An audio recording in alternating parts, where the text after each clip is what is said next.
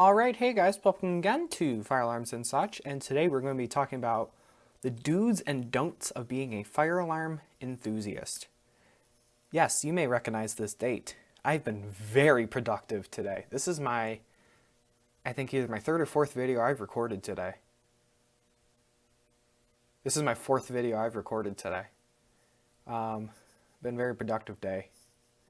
So, I have made a video in the past called So You Want to Be a Fire Alarm Enthusiast. The link for that will be in the description below. But as time has gone on, I've realized more things that I should be talking about.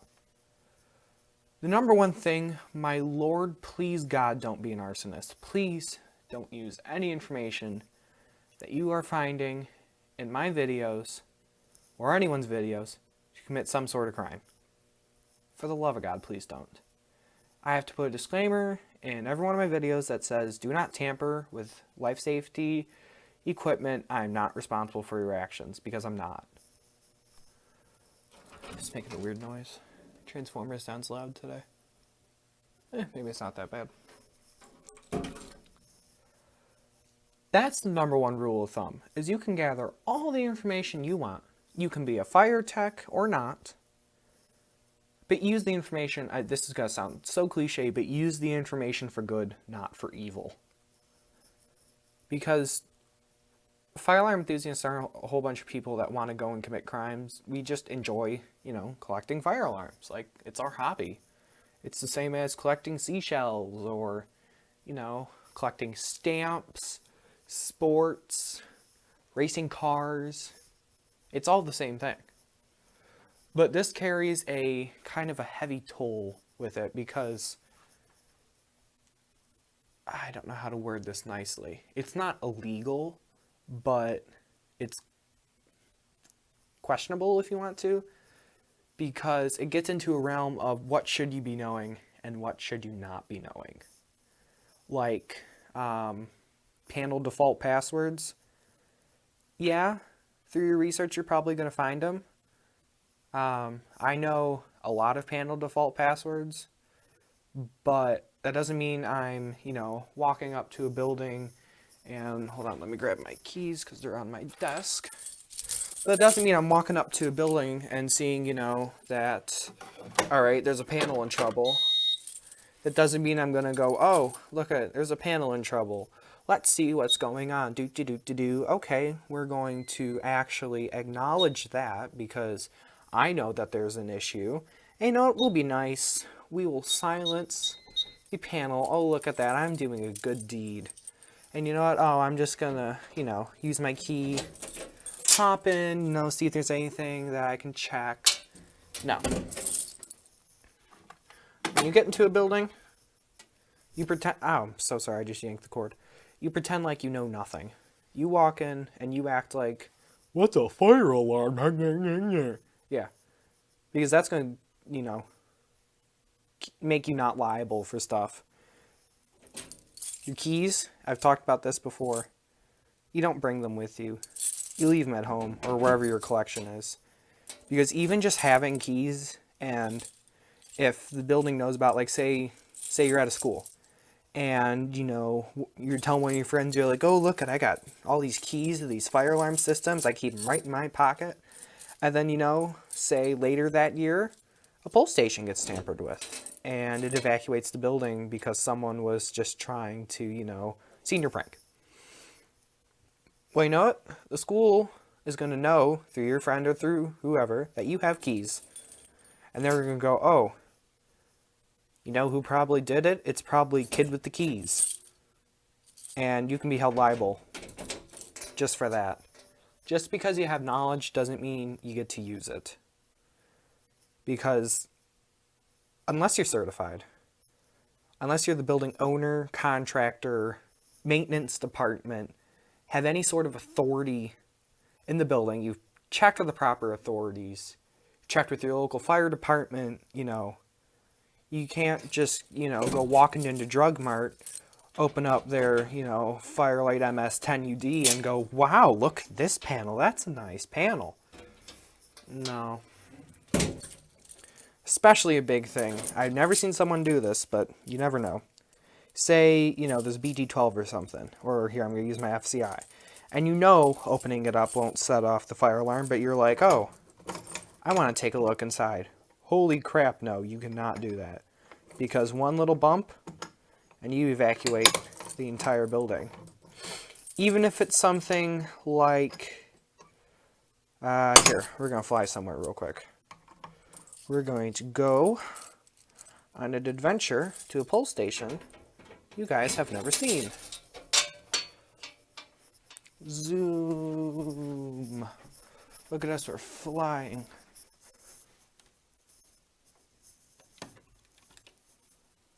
Try and actually get some light over here. So say, you see a Firelight BG12, and it's either wide open or just, I've seen a BG12 like that. You don't just get to go, oh, here, you know what, I'll fix it. Because you have no clue why that's open. You have no clue. That could be, the switch is faulty, and when it's in the normal position, it goes into alarm. And you closing it will generate a fire alarm. Unless it's your own, unless you have permissions, unless you've talked to the proper authorities, you don't touch it. You don't go through enunciators, you don't go through panels, you don't look at smokes. Okay, you can look at them. You don't touch smokes, you don't touch pole stations unless there's an actual emergency. And you know what? If there's an actual emergency, good for you for knowing how to actually pull it, because I have tried my pole stations out on my family, and there are a lot of them where, they run up to and they're like, what do I, okay, pulled the fire alarm. But that's good. I kind of wish there was a thing in elementary school that taught you how to pull a pole station in a fire, but I understand why they don't, because then little kids will go, oh, I did that, and then pull it. Okay, we're going to move away from the, liability stuff and just more of the, things you do. There are many groups out there, Facebook, Twitter, Instagram, what have you, of groups of other fire alarm enthusiasts. Go ahead and join. Go you. I'm in multiple. It's great. Some of you even know me from those pages. But yes, the people are nice. Yes, you may know what you're talking about. But this is going to be a two-part thing, and I'm trying to figure out how to say this nicely. You can't just be like, oh, I know everything. I have a panel. I can tell you everything about fire alarms. No, you really don't know anything, especially if you're not certified. I mean, I think I know a lot. Whew, there is so much I don't know. I'm not certified or anything. I plan to. I want to get certified.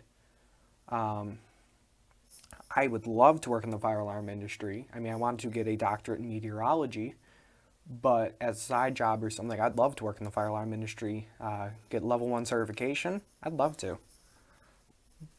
But I don't know everything. I don't go up to my school and, go, oh, you have relay number 0.7 wired as a tamper, and it should be wired as a supervisory, blah, blah, blah.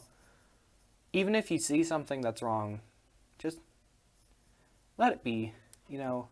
If it's something really bad, I've seen problems in fire systems before, and I don't usually be like, hey, that's wrong. There's only been one time where I've actually pointed it out to someone, and that was because their entire system, enunciator, pole station, smoke detector, everything were down, and there was no power to the system at all. I sat there watching a smoke detector, it never blinked. Sat there watching, it was a Firelight BG12LX, never blinked. Looked at the enunciator was right there by the entrance, it was dead.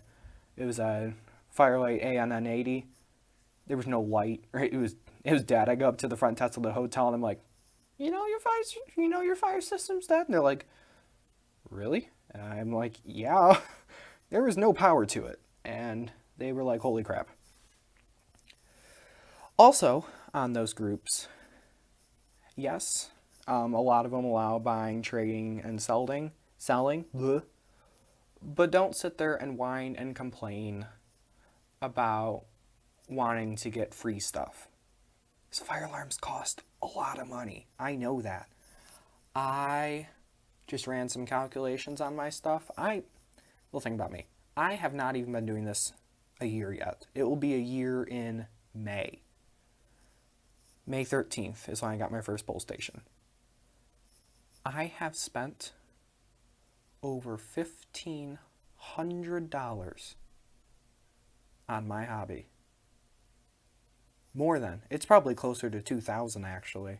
I haven't actually run the figures, but you know, I got like 20 alarms, you know, maybe 15, 20 pole stations, and most everything is $20-$30 each, and I have 2 panels, both for $300. I mean, it adds up a lot. And that's the money I've spent personally. I didn't have to spend the money on, you know, the frame, the back boxes, all the wire, you know, cover plates. I didn't have to spend the money on that. My parents bought that because it's a profession I want to go into, so they want to help me do that. But all the devices, I buy. It gets expensive. You're going to need a savings account. It's not a cheap hobby. But at the same time, don't be afraid to ask. Like, I don't want to really tell you guys this until it's official, but there's a district near me that is tearing down 2 of their buildings. And I talked to the superintendent, and there's a good chance I'm getting part of the fire system. Not a definite chance, but a good chance.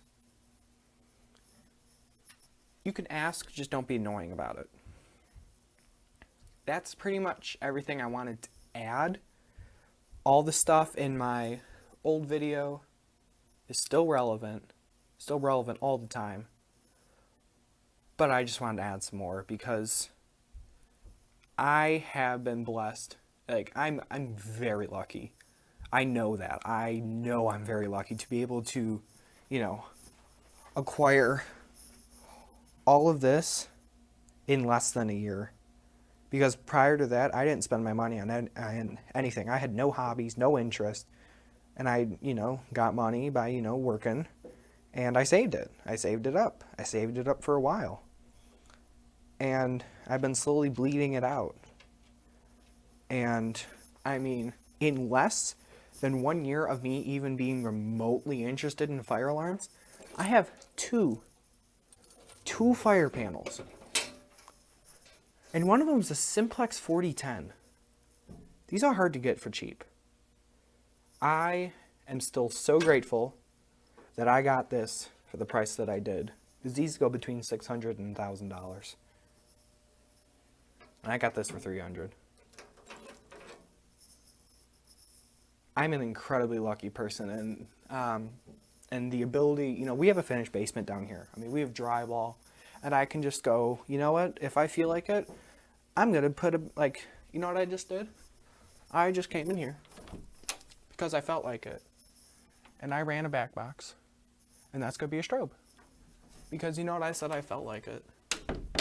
I wanted alarms up, I just did it. Wanted to run wire through the ceiling, I just did it.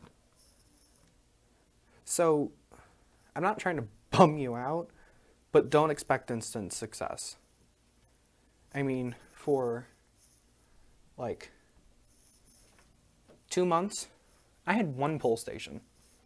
And that was my everything. And then I got, you know, my Simplex 4009, 9003, and then my ESD Siga and my, you know, my this, my that. It just snowballed to the little empire that is fire alarms and such.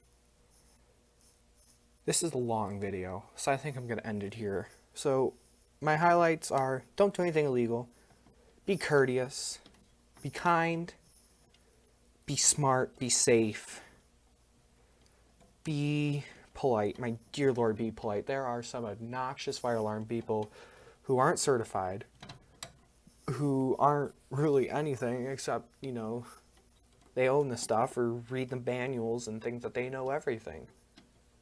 And I know people like that, and it's obnoxious. So we're going to end it here. Thank you guys for watching, and as always, have a wonderful day.